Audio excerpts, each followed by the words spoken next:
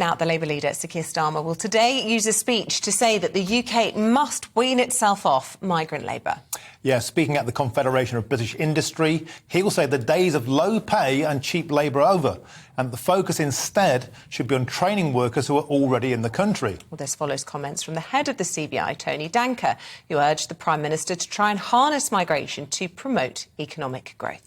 And we can also welcome the Shadow Energy and Climate Change Minister, Jonathan Reynolds. Now, good morning, Jonathan. Good morning. I'm the Shadow Business Secretary, not Climate Change, but it's great to be with you. Yeah, well, climate change, you're obviously big on that. We'll come to that in a moment. If we could first start with the comments that are dominating extraordinarily the front page of the Daily Telegraph today. Keir Starmer saying we must wean ourselves off cheap migrant labour. This is something that you'd expect from the Tory party. It's a very Brexity message. Well, no, I think it's about what will work for the country. So let's be clear. Skills and labour shortages are the number one issue that businesses raise with me. And there are some real problems, particularly in terms of how quickly visas get issued, how things like the shortage occupation list works, which is when there are particular needs in the country. And we're saying to business, look, we're pragmatic, we'll fix those for you.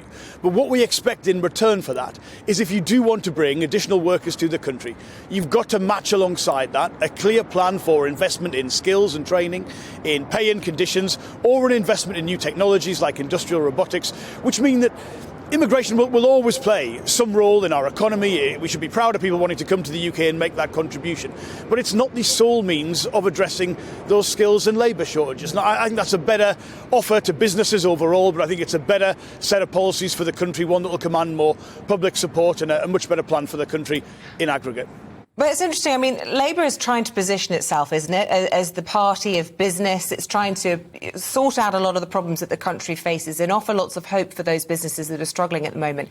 And yet what you're saying goes in stark contrast to what the CBI said yesterday at this conference. And actually they say not just, migration, as you say, will play a part in all of this. They say we need to increase migration. Otherwise, we will face a dormant economic decade. How do you plan to solve that? Well, look, that challenge, turning around the 12 years of poor economic growth is absolutely central. But what we're saying to businesses, look, we hear your complaints. We understand about those skills and labour shortages.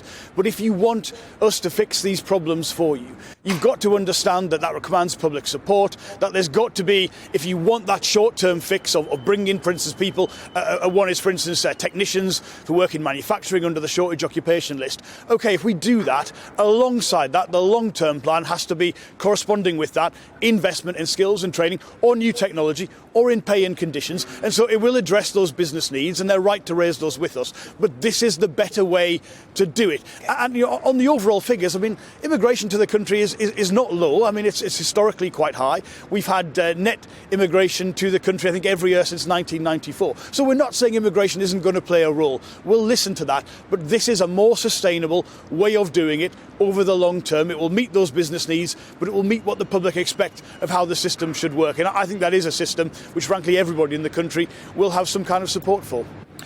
Isn't this posturing, though, or politicking? At the moment, we have chaos within the Tory ranks around Brexit. Rishi Sunak is kind of imploding the party, leaks memos to Sunday Times. We've talked about it for days now. And suddenly Keir Starmer comes in with a much more red wall-friendly message. Is this genuine? Is it just politicking? And how would it actually divide the Labour Party? Many people within your ranks are very, very pro-immigration, even open borders. Look, I think you can be pro-immigration. You can welcome the fantastic contribution to the national story immigration has had and will always have, whilst recognising it can't be the sole means by which you address those skills and labour shortages which are evident in a lot of the economy. So I don't think the two things are contradictory. And honestly, I don't think it's politicking to try and fix the problems the country has in terms of that low level of growth, low level of productivity growth, that I think is at the heart of most of the problems in the economy, but actually the country as a whole. And look, the reason we are talking about this is for nothing other than the fact that if you do want to turn around that poor story on the economy of the last decade and a bit, you can't do it without working with business. It's not messaging, it's not politics to want to do that. It's a simple reflection of, I think, what is genuinely required to be the kind of government that we seek to be. And I don't think this is aimed at any one part of the country. Look, I represent a part of the country where concerns about immigration are often raised with me. And this is how people put it. They're welcoming to people who come to the country and make that contribution. They just want to know whether it's, for instance, in healthcare or IT, which are both sectors which do rely on a lot of foreign-born workers coming to the UK. Alongside that, there'll be opportunities for people in this country to work in those sectors. There'll be a focus on making sure people who perhaps haven't got the right kind of healthcare, haven't got the right needs in order to get back into the economy, that's being addressed as well. It's a comprehensive package to those labour and skills shortages. I just think that's the right policy. It's pragmatic, but it meets the needs of the country and what people expect of how the system should work, frankly. Yeah, and look, you're trying to appear as the party of economic competence, and that's become clear in recent weeks, certainly. But for Sir Keir Starmer to come out and say that the days when low pay and cheap labour are part of the British way on growth must end, at a time when the Governor of the Bank of England is saying people shouldn't be asking for pay rises, at a time when we're seeing record inflation in this country, is that responsible from Sir Keir Starmer?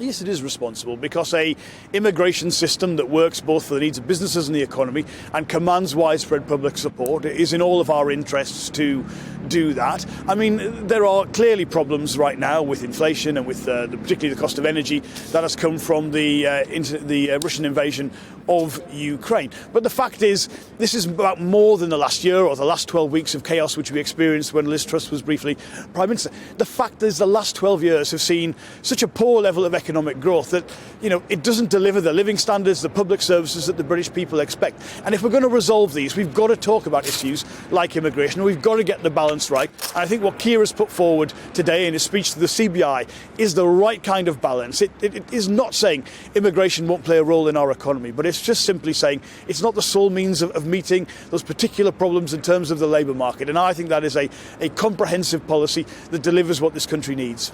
Well, certainly, Jonathan, this is a world away from the days of Corbynism. This sort of thing would never have been anywhere near the lips of a Labour leader. It sounds more Nigel Farage than Jeremy Corbyn. Is this Blairism? Is this saying what you need to say to get elected, to get rid of that kind of the ghost of the left of Labour? No, look, this is about what are the challenges this country faces and what are the right policies to meet those. Keir always says himself he never wants to see comparisons to figures from the past. I mean, the political system in the 90s, the climate in the country was different to how it is now, as it was in the 70s before that and the 60s before that.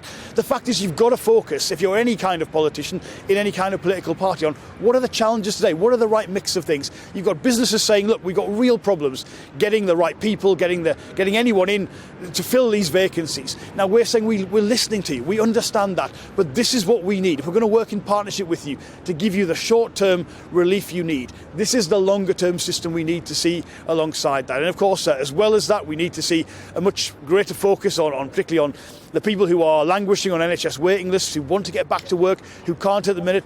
That's part of the story too. But I think this is the kind of sensible, pragmatic policy that delivers for all parts of the country. It's not about appealing to one set of people over another. It's the right policies for the economy, for businesses, but the one that will command public support as well.